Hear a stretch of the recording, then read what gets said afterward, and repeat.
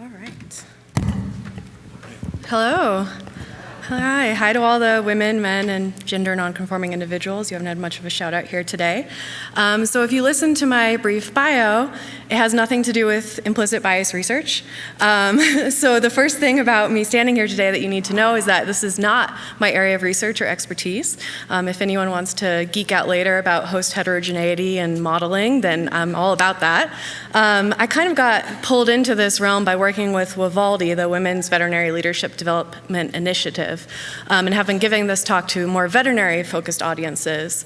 But I really see my role here as similar to that of a journalist. So I've looked at all these, true experts and what they have to say about it and tried to distill some of the information for a broader audience. But all of this is to say that I really welcome input from you, both during this talk as well as afterwards. I have my email here, and it's also on the last slide. So I'd really love to hear from people because I see myself here as kind of both presenting information but also learning from my audiences. So I wanted to make that really clear. And because of that, I'd like to start out my talk by first thanking the people that actually do this work. Of course, this is an exhaustive list of researchers across many institutions, but we're going to be talking a lot about the implicit association test today that's run out of Project Implicit at Harvard, started by these investigators. Jerry Kang at UCLA does a lot of work on implicit bias, especially in the law, and it was actually attending one of his seminars that first got me really excited about this topic. And then some other great resources for you to look into. The Kirwan Institute and the Perception Institute have all kinds of literature and data for all of us science-driven type people. And I've received a lot of my data for this presentation from them. And on those lines, I'm not sure if notes will be posted or not, but all the studies that I reference are in my notes portion. And so if you want any of those resources, you could email me as well. All right, so the first thing that we need to talk about in this talk is that some of the things I'm going to talk about are going to feel uncomfortable. This is an uncomfortable topic because we're trying to shed light on some of our deepest, darkest human secrets. And so when I like to talk and think about these uncomfortable things, I like to give myself and others a kind of pacifier, soothing thing. So for my veterinarians in the audience, that's a cute little puppy. My cell and molecular biologist, it's the most beautiful Western blot on the LICOR homepage that you'll never actually see. And then for all of us scientists here in the room, it's reviewer 3 just saying, you know what, no revisions. So as we progress through, every once in a while, I want you to check back in with yourself, and if you feel yourself kind of doing this either internally or externally, say, whew, it's okay. We are here to talk about something that's deeply uncomfortable and makes us feel really vulnerable, and that's okay. And leaning into that discomfort is going to be really key to you staying open and present and hearing this presentation. And I stand up here and talk about these things, and they make me deeply uncomfortable as well. So no one here is alone in that feeling. All right, and so the next thing I wanted to talk about are some of the main roadblocks that you yourself might hold or you might encounter among other people when you go to talk about these topics. So you'll likely hear people say something like this. Maybe racism, sexism, ableism, homophobia was a problem in the past, but I just don't see what it has to do with today, right? We're this post-racial society, supposedly. And that's a common thing that you'll have people kind of throw back at you. And I hope after this presentation today, you'll have enough data as well as anecdote to kind of push back against that perception. But as you'll see, this is just not something that's gone away. This is something that we all know exists in our everyday lives. And so to talk about that, I like to tell a personal anecdote from my veterinary school experience. I sat in a business class on my 4th year, specifically for veterinarians, and it was taught by a very distinguished professor at our school. And one day we were talking about the fact that the veterinary profession was becoming increasingly female. If this is something you didn't realize, we're at something like an 85 to 90% graduation rate of female veterinarians.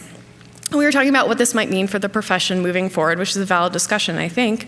But at some point, the discussion devolved into listing different traits on the board that males and females might have that might be pros or cons to the veterinary profession. And I sat in this class and watched people associate words like business-oriented, good at making decisions, potentially abrupt communication, and being good at math with men, and being nurturing, multitasking, and empathetic with women. And this just drove me nuts, the fact that we can attribute these, huge terms that have their own histories and connotations with two different genders and think that that means something for our profession. I think at the time I kind of stood up and made a really impassioned speech and then walked out. It didn't go well. But I think this is a really great way of illustrating, one, I'm relatively young, right? So I didn't graduate 50 years ago. This happened within the past 10 years. And two, people in the class, not only, I'm sure some people were upset by it, but other people, what happened was they might never have thought about this before, but now they're being trained to think in this way at this higher level of training. And the third thing I wanted to point out here, we're going to get into a little bit later, but if you look at, the female, which would be considered the traditionally disadvantaged group in a profession, if you look at these things that are listed, they're all positive, right? So we should feel complimented that this exists. But what I hope you feel by the end of the talk and agree with me that, creating these boxes and putting people into them is harmful to both categories. And I would hope that if you were, a man, you would be just as upset by this, especially being accused of being more abrupt as if you're a woman. So, all right, so the next one that we're going to kind of think about is, some people say, I don't see color or gender or sexual orientation. To me, everyone's equal. We're all one in this loving society. The more we talk about it, it just makes the problem worse, right? No, that's not true. So this is something I think I've encountered mostly with older generations that come from, a time of moving through, civil rights legislation and things, and really wanting to be the best people and wanting to have the best view towards others. And what we're now realizing more and more is that what this actually represents is an erasure of people's identity, and really, especially in the context of gender, a moving towards the priority of whiteness. And so it's just not something that we can say is that, oh, we're past this, I don't see this feature of you. Instead, what we should be saying is, I see these beautiful and amazing ways in which we're different, but that has nothing to do with how we should be treated. We should all be treated in the same way. So that's a really common one that you might hear. All right. So these are some of the kind of anecdotes and things that you might hear, or things people might push back against you. But a lot of you in this audience have likely self-selected to be here. You might think, I've done my work. I'm not biased, right? I'm not racist. I'm not sexist. I'm here today. I definitely wouldn't like this talk more if it was being given by a white man who's older, right? If I just had two of those three characteristics that are listed up here. Sadly, you probably do. I probably do too. And that's part of what we're here to talk about today. These are not things that you're feeling on the outside or in your explicit part of your consciousness. These are things you're not accessing, but you are reacting, influenced by these beliefs and decisions on an everyday basis. And even Google has this implicit bias I like to point out. So you'll see my whole presentation is basically just silly stock photos to keep you entertained. And this silly stock photo I got by Googling CEO. And about the first 20 results looked like this. And the thing about this that I find really shocking is this is one of the last pictures I added to my presentation, and I did it after weeks of having Googled things about implicit bias. And Google personalizes your search results. I don't know if you knew that either, but they do. And yet still my first 20 hits were this, so time to do some work, Google. All right, so in my work I do a lot of modeling and computer algorithms and things, and so please, neuroscientists or psychologists in the audience, excuse me if I'm vastly oversimplifying your field, but I like to think that brains are good at algorithms. And so looking at if-then statements, if you've done any kind of programming, our brains are really good at saying, if this happens or I see this input, then I respond in this way. And this is something that's just necessary to have the speed of cortical processing that we know that we have. So a really simple way to think about it is, if it's raining, I need to use an umbrella. It seems pretty obvious to us. Something that, you might not even realize you're doing is if you see a drunk man, you might cross the street. If you're a woman, it's likely because you fear for your safety. If it's a man, it might be because you don't want to be vomited on. One that you likely have not heard about or thought about is that if you are walking down the street on a day and you see someone of the same race as you, you're much more likely to smile at them. And so our brain is doing this all the time in so many ways that we don't even fully understand yet. And it's part of just how we have evolved to be such incredible thinkers and reactors. But at the same time, I think we are at that place where we can begin to examine these things within ourselves. And so again, neuroscientists, please don't hurt me, but another vast oversimplification that I like to remind myself of how these implicit biases kind of work is something called the dress. I don't know if anyone remembers this. I'm a millennial, so I remember when this happened a few years ago. It basically broke the internet, as people like to say. So someone posted a picture of this dress, but it looked like this, 2 different colors. The internet went crazy. People couldn't agree over what color it was. And people could not believe that the person sitting next to them would perceive something in such a different way from them. And so why did this happen? It has something complicated to do with the way our eyes filter out light. So again, it's not a cortical processing conscious thought thing, but for the sake of analogy, our eyes need to take in all this light information and they need to deal with it in a kind of way that allows them to then present an image to our brain that we can react to. And so whether or not you filter out the blue or the gold depends on how you see the dress. And so we're doing this all the time, every day, in all kinds of ways, with our social inputs as well as with our physical ones. And so this can be broken down as well into 2 kind of main categories. There's creation or use of attitudes in our brain and that of stereotypes. So attitudes come with some kind of evaluative statement, good or bad, basically. So I think of this like the Facebook reaction bar, basically, kind of either good or bad or maybe shocked or angry, wherever you put those. And then stereotypes are more characteristics that you associate with a group. So standing up here as a young white female, you might think I really like pumpkin spice lattes, and I wear yoga pants all the time, and I'm never gonna buy a house because I eat so much avocado toast. I don't really like pumpkin spice lattes, but these 2 are probably pretty true. And those are just things that you've learned, through media, through culture, through your personal interactions to associate with me when you see me. And so it's really important to realize as well that attitudes are normally either good or bad. However, stereotypes can kind of run the gamut of just situations or associations. And so the way we react to people who present to us in a certain way, either like their visual presentation of gender or ethnicity, can be a mix of these 2 things, and they can kind of be counterbalanced sometimes. So a really common one is that people tend to have the stereotype, which is relatively positive, that Asian Americans are very good at mathematics, but still on other measures of biases can have an overall negative attitude towards Asian Americans. So, these are really complicated things that aren't always very clear-cut, but these kind of 2 different categories help us keep track of it a little bit. All right, so we've been dancing around this idea of implicit bias. I've mentioned some things that are implicit in the way we think and react, some things that are explicit, and there's a bit of a spectrum in between there. But our formal definition of implicit bias are attitudes and stereotypes, those 2 things we learned about, that influence our behaviors in ways we cannot access initially through introspection. So you don't think to yourself, oh, I'm reading a paper by a man, therefore I'm going to take its conclusions more seriously. If you are acting implicitly biased, that would be an explicit bias. That's something that a thought you were thinking and then using it to influence your behaviors.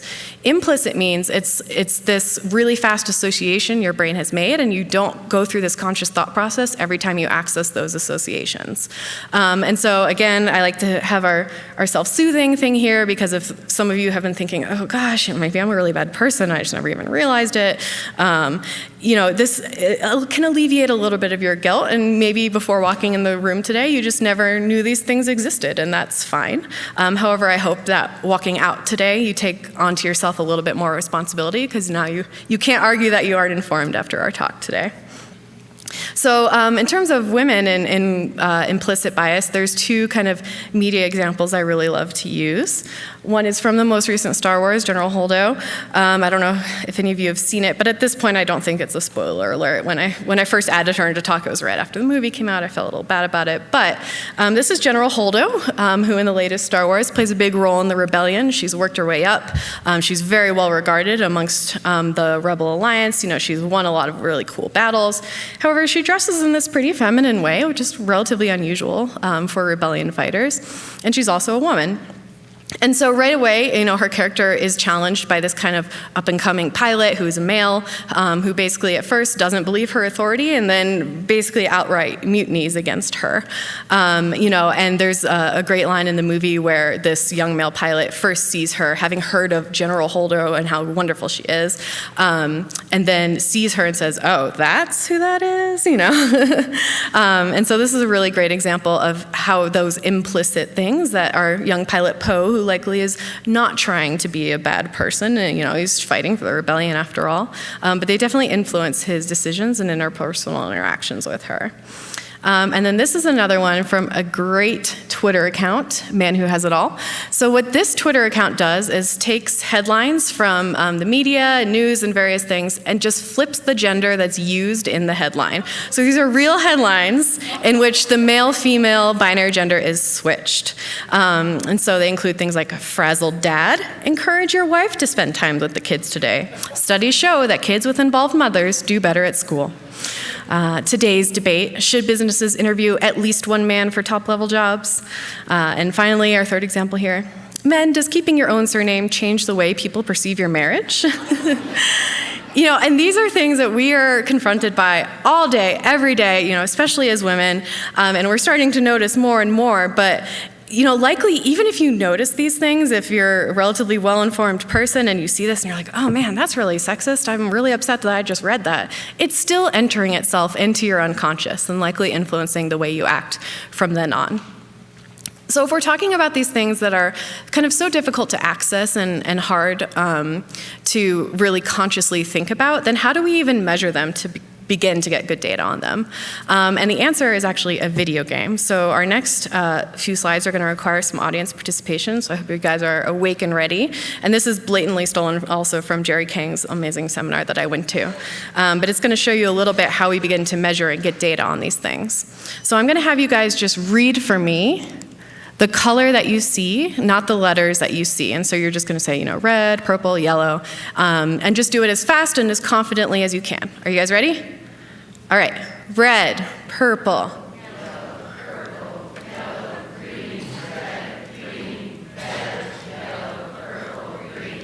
All right, that was pretty good. All right. But I've heard CSU is this great place. Everyone here is really smart. I think everyone here really engaged. I think you guys can do a little bit better, a little bit louder and faster. How about here?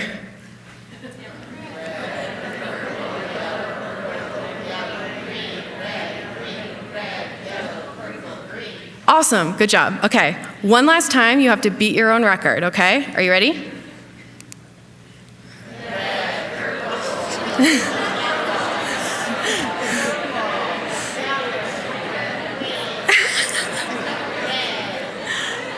You slowed down a lot. That was really hard, okay? The reason that was really hard is because we've learned to take these English letters that define what our eyes perceive as a color, and I apologize for anyone who's colorblind in the audience. It's just such a simple way to show this. But we've learned to associate what our eyes intake as this color and these English letters that we have assigned to that color. And as soon as we try to dissociate them, we might be able to do it, but we slow down a lot, and it takes a lot more kind of mental effort. And so that's exactly how the implicit association test works. I don't know if any of you have taken one or heard of this, started out of Harvard. It's this incredibly elegant idea that they came up with, basically asking people to play a video game and associate an image that they see with characteristics, so attitudes and stereotypes. And the way the implicit association test is set up is there are many, many tests that test kind of different characteristics. So there's a few on male-female gender, there's a few on sexual orientation, race, both general and like specific examinations of African Americans, Arab Americans. And so they're kind of always testing these sort of binary associations. And what they have participants do, and any of you can go home after this and take tests, they're all open access online, is learn to click a key associated with one side of the screen, first in association with a photo that depicts someone of these characteristics, one side of the binary, the other, and then again with words that relate to potential stereotypes that people can have about these different groups. And so what they find is that it's really, people are very quick to associate the right side of the keyboard with the image that generally corresponds to our societal stereotype. and then people slow down quite a bit when those things are flipped. And so, oh, there we go. Oh, sorry, they were flipped on the first one there. And so they slow down quite a bit when they're flipped. And so it kind of shows, it accesses that way that people are processing, and by quantifying that time delay, as well as some measure of lack of correctness, they can get data on these things. And you guys should all go take them. It's really interesting. Just a brief nitty-gritty on it, because we're all scientists in the room. There's a concern, some people think that the order in which words appear can matter. They've done this test over thousands of people, and it definitely can. So they pair them in one order and then in the other, and then flip it back again, and they're measuring the change you have in time. So the order can matter a bit, but across the study, it's randomized which one appears first. So there's enough kind of data on both sides of that. And then some people at first had concerns about handedness and computer proficiency, things like that, but that really doesn't play into the data, again, because you are acting as your own comparison, and it's all about your time with these sort of societally accepted stereotypes versus the reverse of them. So, given this just amazingly elegant thing, they've gotten tons of data, and we're going to spend a lot of the talk talking about studies that then use this tool to examine biases in certain environments. And then another thing that the study brings up is in-group bias. So I don't know how many of you are veterinarians here, but I'm a veterinarian, and I went to Cornell, and we have kind of a rivalry with Penn. We each think we're the best, and that's what's called in-group bias, right? If you're in that group, you think you're probably the best. And they have definitely seen this with the IAT. However, even given in-group bias, they still see implicit bias in the direction that's sort of expected based on a societal stereotype against the socially disadvantaged group.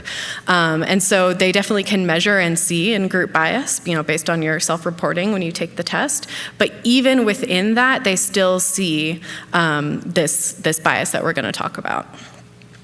All right, and then the next thing that's hopefully kind of old hat for you guys here is this idea of intersectionality. So we're here at this Women in Science Symposium, but I'm talking quite a bit about race, as well as a little bit about sexual orientation. As we all know, we are not individuals that are monoliths defined by one of our features. We have all these different things that are interacting in our daily lives within ourselves and within how we perceive other people. And so that's why I felt it was important to really talk about all of these different aspects and not just that of gender. That being said, the little bit of the downfall of the IAT is that it does tend to break these things up into specific questions and binaries. There are tests that have then, when they go to test participants, have them do several of the IAT tests, but that takes a little bit more buy-in from participants. So just keep that in mind as well. All right, looks like I have just enough time to show you. So the other thing I wanted to talk about that I think it's so great that we had the girls here today is that the age at which this first starts. And so we're going to watch just a short 2-minute video here.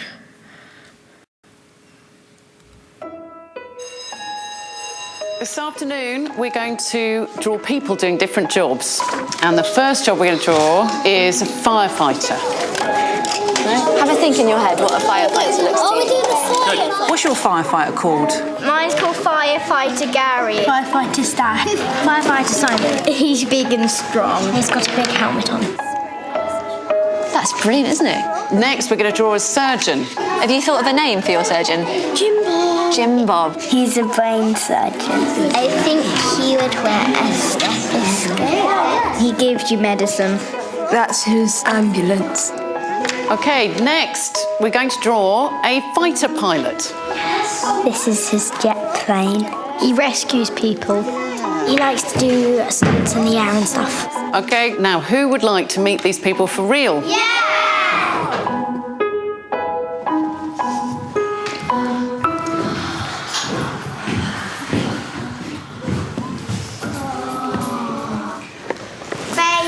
They're dressed up. My name's Tamsin and I'm a surgeon in the NHS. My name's Lauren and I'm a pilot in the Royal Air Force. My name's Lucy. I'm a firefighter in the London Fire Brigade. So who wants to know how to do an operation? Who's putting it on? Everyone Try my put it on. stethoscope. We put this in here. There you go.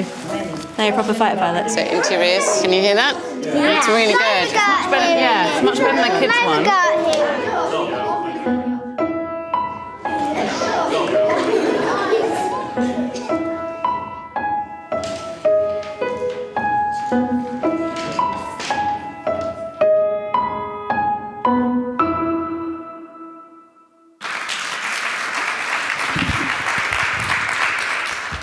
I love that video every time. I can't believe it. So that's to say that, I don't have much data here on children or thinking about these things at younger ages, but it's obviously something that becomes established in our kids at this really young age. And I think more and more we're starting to realize that the things that we say and do with 1-year-olds and 2-year-olds have these influences and set up these patterns for the rest of people's lives. And once the patterns are set up, they're a lot harder to break. So here, I normally give this talk as more of a workshop activity, and here I'd have you kind of turn to your neighbor and talk, but we probably don't have time for that today. But just take a second, give yourself a mental check-in. How are we doing with this information? How are we feeling? Are we doing this? If we are, look at the cute puppies, really nice. Just kind of give yourself a breather, take in what we've done. Everyone good to move on? All right, so now since we're scientists, we're going to talk about data. And so I looked at all these implicit associations. So this implicit association test has been around for a long time now, as it has just been this great tool for researchers to take it, apply it to populations, and then ask questions with it, and actually have data on people's implicit biases and then how they act. And so we're going to go through a few of those interesting studies that I found. There's numerous studies, but I just picked out a few that I thought were really interesting. So the first one is what's in a name. And so this was a study done in Sweden, actually, where there's a bigger bias against Arab-sounding people and names and Arab-presenting people. That being said, in the US, basically a lot of the information and the biggest divide that we find is between the white and African American communities. But it's important to keep in mind that on an international scale, that might not be the case.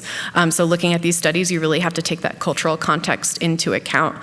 There's another really cool study in Germany that actually expected to find a bigger divide between white and black presenting people, but found it actually against Middle Eastern people as well. So you just never quite know until you go in and measure. But this was a study done in Sweden, and so what they did was first send out thousands of resumes to people who are hiring for jobs of all different skill types, levels, as well as across types of jobs that either were traditionally held by Arab people of Arab descent or Swedish people. And they either assigned them an Arab name or a Swedish name. And they had male and female names. But I just really like some of these, like Niles, that's just such a great name.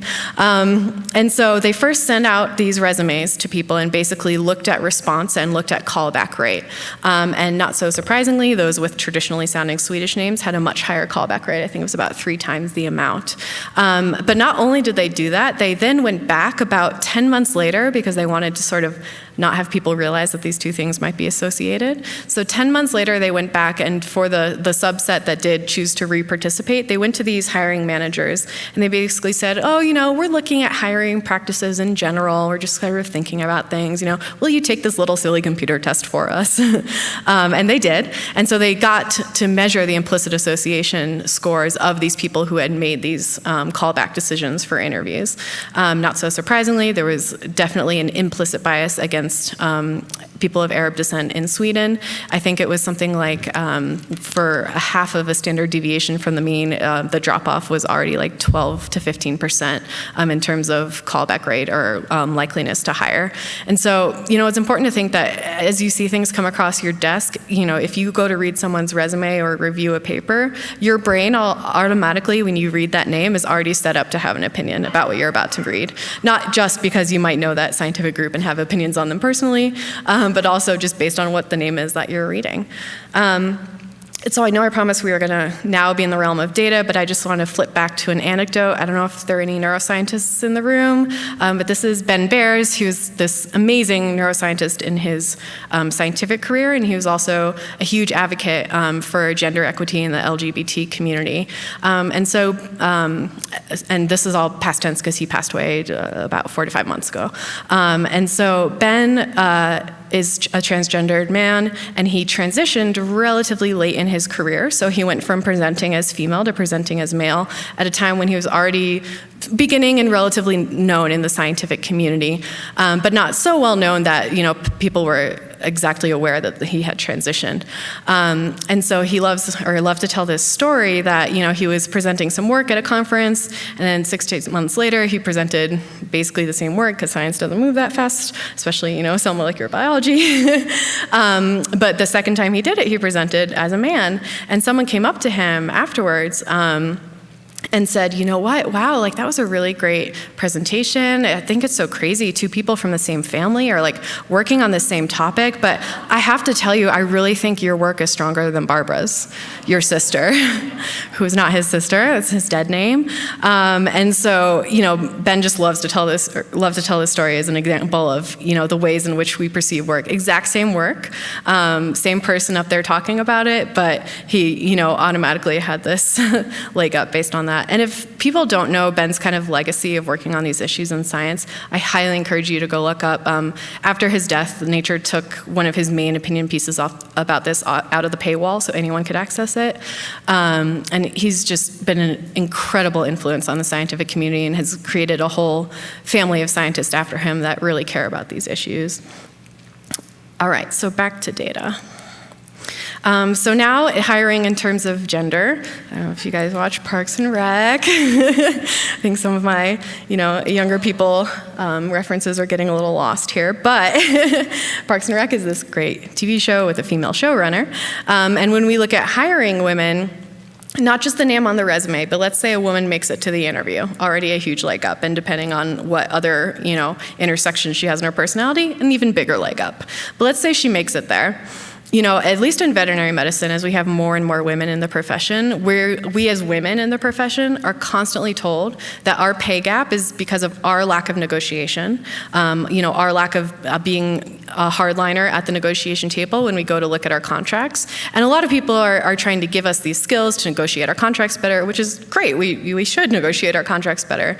But the thing I think that is really underappreciated and undervalued, at least in veterinary medicine, is that, I can show up to the table as the most, hardline negotiator you've ever seen, demanding everything that I am worth.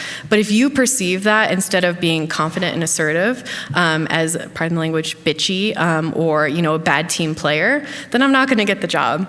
So as women, we're really stuck in this rock and hard place in terms especially of contract negotiation or startup package negotiation.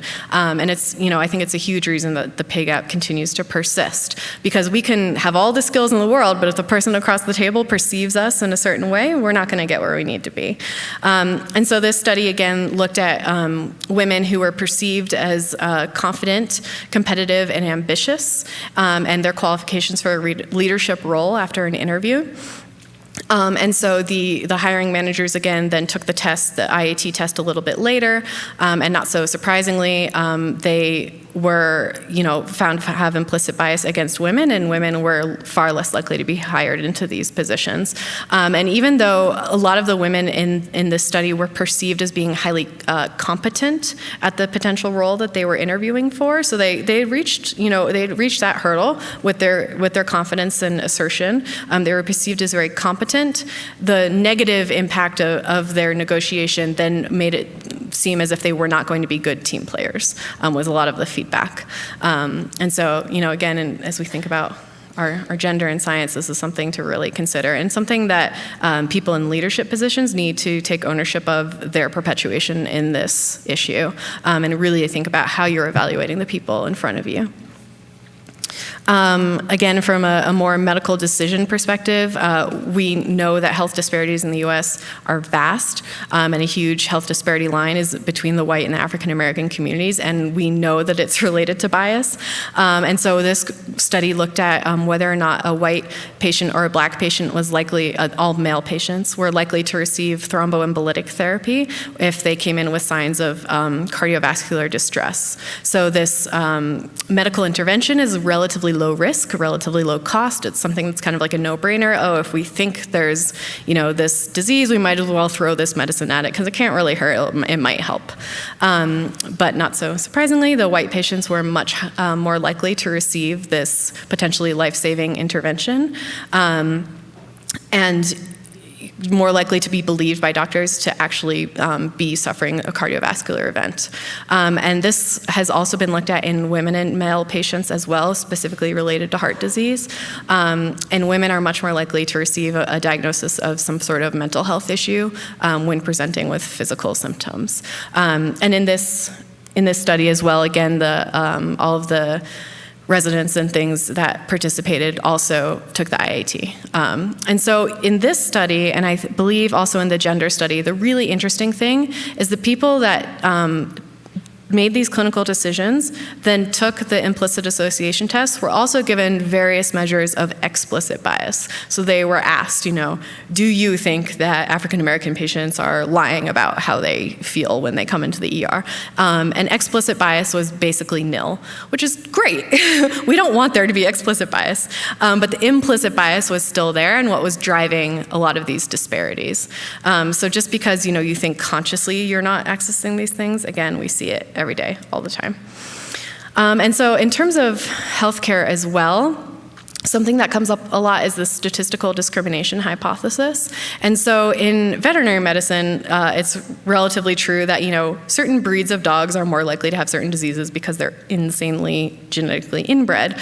But in human medicine, a lot of different disease prevalences or reactions to medicines have been attributed to different social groups, but a lot of times with relatively poor data, or so, people of certain descents or things might have a statistical likelihood to be in one category or another. However, how a doctor perceives that when they have a patient in front of them is not the same way that the doctor understands that population level medicine.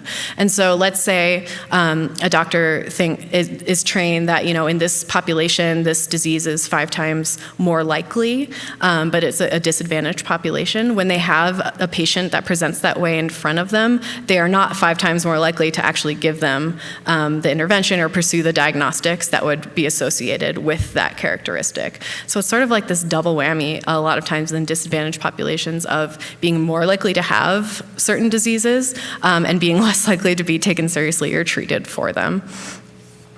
All right. I think I'm going to skip this one so we don't run out of time, because this is something that's really important to me, is the idea of mental health and bias. In veterinary medicine and in basic sciences, more and more we're starting to think about the mental health of our trainees, people all the way up and through their career. But we still see that there's this huge bias against people that are asking for help. There's a big stigma. And so you as employers and mentors can really work to combat that by treating your students or trainees with a lot of respect when they come to you with these issues. In this one, the researchers looked at a general population and asked basically whether or not they would let their children go to a movie theater next to a mental health facility or next to a house where someone lived who had just been discharged from an institution, things like that, in terms of measuring their explicit bias. And then for their implicit bias, they took the IAT.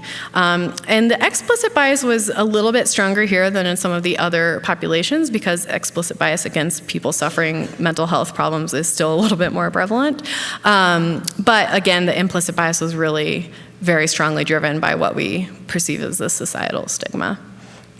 All right, is that enough data to throw at you, or are you all convinced?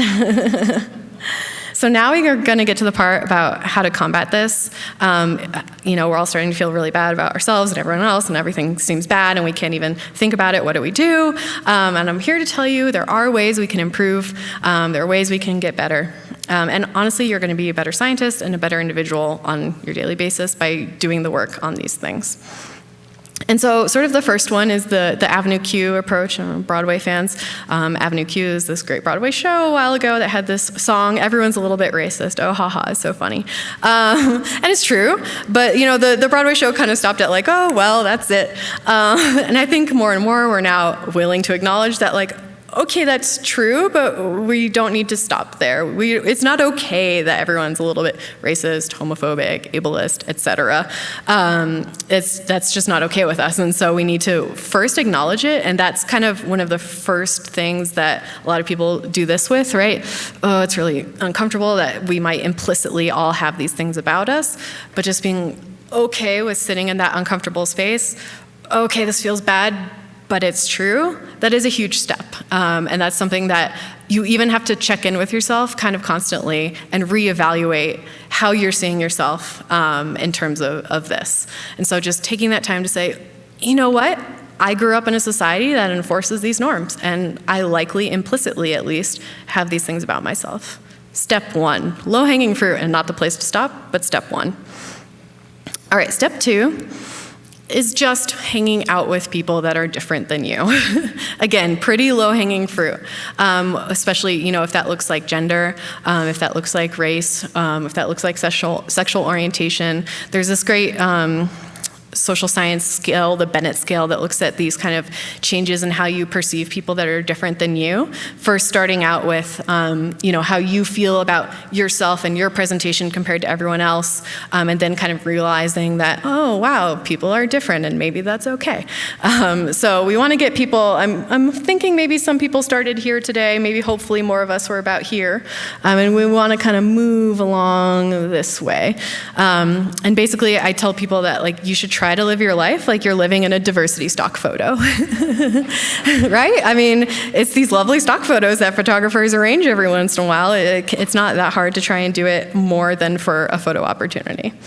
And so again, in my workshop, this is normally where I have people get up and rearrange themselves and kind of talk to each other. I don't think we're gonna have time for that here today. But after this talk, I highly encourage you to actively pursue this, at least in our group today, tonight, tomorrow, this weekend. You know, just go for it.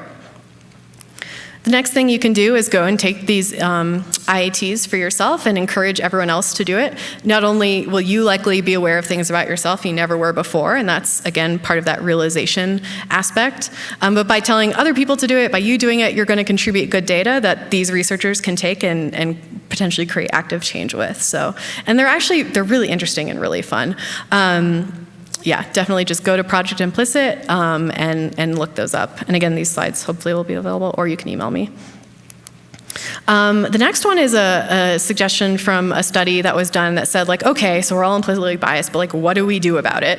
And I thought this was really cool. The study basically was done in college students, and it first measured their bias, mostly against career-driven women. And then there was a control group that was told to imagine a Caribbean vacation, just everything lovely, a pool, a palm tree, just really vividly imagine what that vacation would be like. And then there was an intervention group that was asked to imagine a strong woman and what a strong woman looked like to you, whatever that is, but you know, essentially with relatively positive characteristics, hopefully. And just kind of gave students this free-form task to imagine these things with as much detail and as vividly as possible, and then remeasured their IAT. And they did find that those in the intervention group, their bias went down compared to the control group, which I think is just so cool, right? I mean, just by really working to combat these things on a conscious level that you have programmed into your brain unconsciously, you can improve, you know, in your daily life. That being said, they didn't really measure the salience of this effect. I think other studies have since then, but this is something that you're probably going to need to do, again, on a relatively often basis. Just one nice little imagination session is probably not going to keep you good for the rest of your life. But this is something to continually check back in with. How do I see this group of people? You know, how should they be seen? What are the things that I struggle with when I encounter someone that looks like this? And then a more guided way to do this is really cool. MTV partnered with the Kirwan Institute, which does a lot of this work, and created this Look Different thing. And it's a little bit old, but you can still access it and sign up for it. And so they basically, I think last time I looked, there was one with race, gender, and sexual orientation. You can sign up for them all at the same time or do it separately. And it's a week-long kind of daily guided way to combat, you know, societal stereotypes. And so the first day they kind of talk about the idea of implicit bias and what it means in this group. Then the next day they talk about this visualization aspect. Another thing that they have people do is not only kind of sit and visualize, but put like as the background of your phone an image that represents to you some like good positive thing about this group that's normally disadvantaged. So you can sign up for this. It's free. They just send you an email a day basically, and you can kind of go through this little exercise. It's really cool. I think it's cool MTV did it. And then for those looking for a more kind of formal curriculum, especially in the veterinary world, so Purdue has this great initiative through their Diversity and Inclusion Center that has this guided curriculum about implicit bias and perception, and specifically how it relates to veterinary medicine, and it's also available for veterinary technicians and students. It does have a cost, however, so there's that kind of barrier, but I think at least at Colorado they tried to minimize some of that cost for students, and there might be things available for you there. And then the other thing that I always suggest that is already being done here in the career exploration and career issue groups is this idea of kind of bias rounds. So for those of us in medicine, rounds means you go and you look at your patients and you talk about what's wrong with them and what you've done to change it and what's different and what you should do next. You can do this in a setting where you're actually looking at bias. And some hospitals, human hospitals, have actually done this in terms of, what about this patient's physical presentation may have influenced our medical decisions here. Was that correct? How do we think that affects us? And so doing these bias rounds, again, these formalized learning environments where you have people of multiple training levels talking about these issues and really critically examining them, another great way to do it. All right, and then the final one, again, that Jerry King likes to talk about, I put queen bee here to remind me to talk about the queen bee hypothesis. So queen bees feed like little bees something called royal jelly. I'm not a bee person, I don't know, but which there are many bee people in my department, so they're probably just shaking in their boots right now. But the point being that they can choose sort of which little baby bees to feed this royal jelly to, and not all little baby bees get the royal jelly. And so Jerry King talks about this idea of making sure that especially people in positions of power are truly equitably distributing their royal jelly or their favors to people below them. And so if you're a PI, that means, are you asking your female students to review as many papers as your male students? Are you introducing them to people at conferences, talking about their work to other people? Are you putting them in positions where they can gain skills and responsibility and move forward with that? And really not just sort of thinking about that and then going off and living your life, but potentially based, if your group is more than like 2 or 3 people, keep an Excel spreadsheet of what opportunities did I give to each person this week? Who did I ask to lunch, and during lunch we happened to talk about their project for all of lunch because we're scientists and that's what we do. Who do I talk to at the coffee cart about these things? And keeping that data and seeing over the course of, let's say, a month, like, I'm really finding that I'm giving more opportunities or talking more to these people, and I need to self-correct that, is a really good way, again, of bringing these things from our implicit, forcing it into our conscious, realm, and then combating it that way. And so just a summary, implicit bias, if you remember anything, is pervasive. It is everywhere. It is impactful in our ways that we communicate and deal with other people.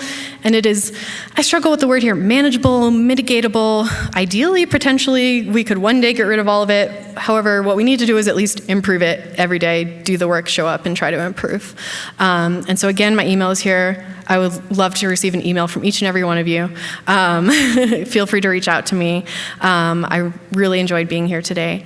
And so for questions, I'm happy to take questions. I'm also happy to just kind of open up the floor for anyone that has more of a comment or a personal experience or something that they want to add to this topic.